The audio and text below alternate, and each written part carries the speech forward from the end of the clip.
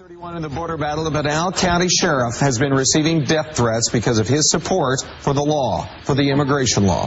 Sheriff Paul Babeu's office confirms he's received death threats from the Mexican mafia and from the drug cartels. Outside law enforcement teams investigated the threats and found they are credible. Despite it all, Babeu has declined a personal security detail because he says the county's resources are stretched thin. He says they don't change his support of the law and demands for President Obama to secure the border. His office says they have information that the gangs have placed a green light on Babeu's life. Babeu says he's always armed and is always aware of his surroundings. Imagine this, my friends. Here in the United States, we are putting up with this. And we have a president who, on record, has sued Arizona when clearly this law is constitutional. The media has lied. Another hoax, just like they said Rand Paul was against the Civil Rights Act. Never said that. He was on the satellite going, excuse me? Hold on, I can't hear you. Yes? No, I'm not for getting rid of it. And they said, oh, he said yes. Total manipulation. Just like when somebody calls and says, can you hear me? Yes. And it's the same thing. I've read the law on air. I've read the subsections. All it says, all it states, on record, is that if they pull an illegal alien over for something else and they're an illegal alien, they'll be arrested. It's incredible. And it is an act of treason by the federal government. But the federal government is controlled by offshore corporations. They want a North American Union. They want to get rid of our borders and our laws and our liberties, our freedoms. This is what's happening. Well, my friends, for the last few days, we've talked about the news headlines coming out of Arizona. Mexican drug cartel sends death threats to Arizona County Sheriff. And he does now have time to join us. We appreciate him coming on. Sheriff Paul Babeu, Pinal County, Arizona, who has been issued death threats. There's I guess, a hit out for him. We should take the Mexican mafia and others serious at their word. They've killed thousands of police and military in Mexico, and he is right down there on the border, upwards of 80 miles now off limits to citizens, and he's been begging for aid from the federal government. The federal government has responded by trying to block the state from even being able to ask an illegal alien, if they're an illegal alien, when they pull them over for drunk driving. So this is treason, in my opinion. Sheriff, thanks for coming on. Alex, thanks for having me on. I appreciate it.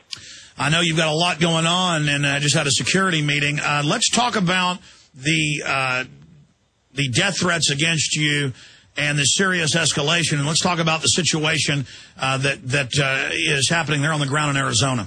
Well, particular to the threats, we get a lot of fan mail, some of it not so pleasant, from our own citizens, some who disagree and make threats and aggressive statements. That's one thing. And some people could get mad at an elected official for raising their taxes or changing an ordinance, but entirely different when you have foreign-born criminals, Mexican mafia or drug cartel members that try to bring their trash here to America.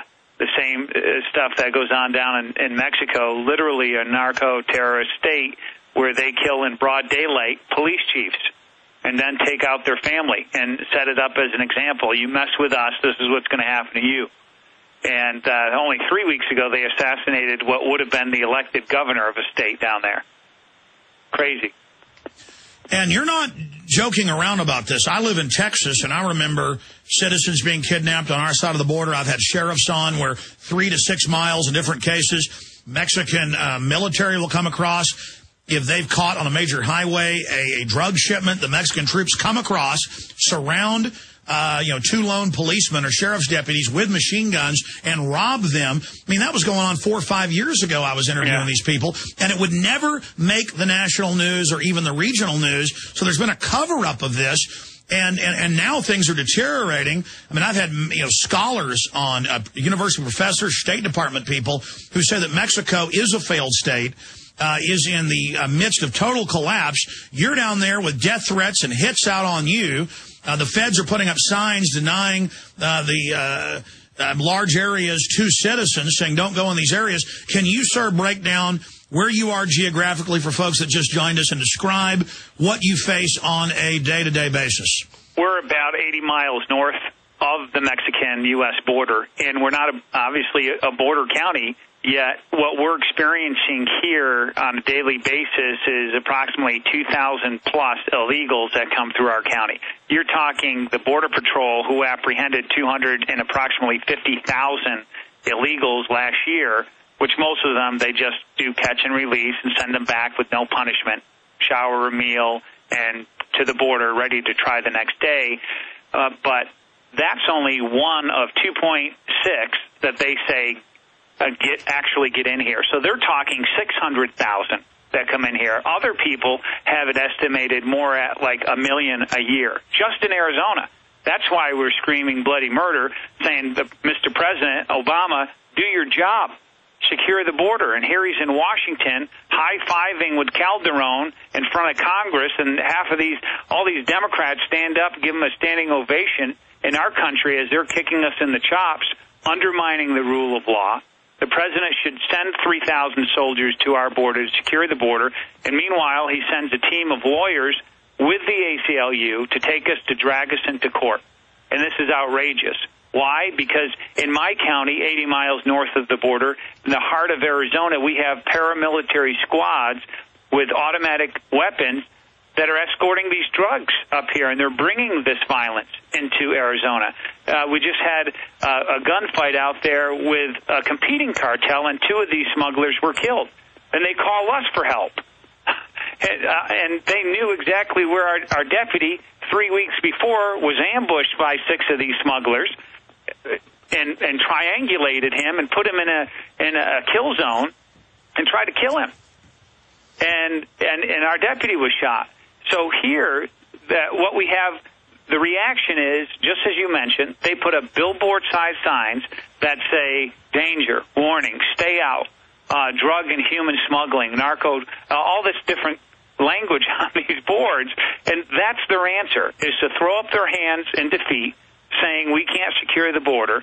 And this is simply outrageous. Sheriff, roughly what percentage, because I've seen as much as a third on national news being quoted, but roughly what percentage of the great state of Arizona bordering Mexico is now being denied to law-abiding citizens and losing its property values?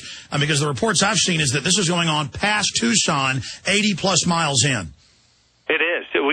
There's approximately 2,000 miles of the border from California to Texas. We have 376 of those miles in Arizona. There's portions of directly on the border that are off limits, but then you have areas, and it's hard to put an actual how many miles or acres are under control, but I can tell you this, they have unfettered access. And that's even so worse. A third is basically wild west, and it's denying safety and security to around a third of the state. We live in a sense in certain parts of Arizona in lawlessness where these people come in and think that they own this area. And and then the crimes that are committed, not just against our citizens, which we've got to stop, but where's the outrage from all these human rights advocates for these people that are being brought here who do want a better life, although it's illegal, that we become the kidnapped capital of America last year, second in the world only to Mexico City. And the president says this lie that somehow our border is secured more than it's ever been. This is craziness. Did you see Congressman Stark say the border is quite secure? Yeah. These people are delirious, not even knowing what we're facing, what we're dealing with. And, here, and I served in Iraq, and the Army National Guard still in today. I don't speak for the military, but I can tell you we've been there 9 years now. We spent $750+ billion with a B. Over 4,000 of our American heroes have been killed there. And we can fight wars and liberate countries, stabilize them, all in the sake of democracy and to keep the enemies away. I get all that. But we can't even secure our international border when we have hundreds of thousands of people that enter our country. We don't even know who they are. We don't have a country if we don't have a border, and Mexico's got some of the most draconian laws for illegals, and we basically have none. Stay there, sir. We've got to go to break. I want to come back and talk about the hit that's out on you, and this is serious business, ladies and gentlemen. And if we allow this precedent to be set for them to shoot cops, threaten cops, sheriffs, kill sheriffs, then it's over. We'll talk about it when we come back. Stay with us.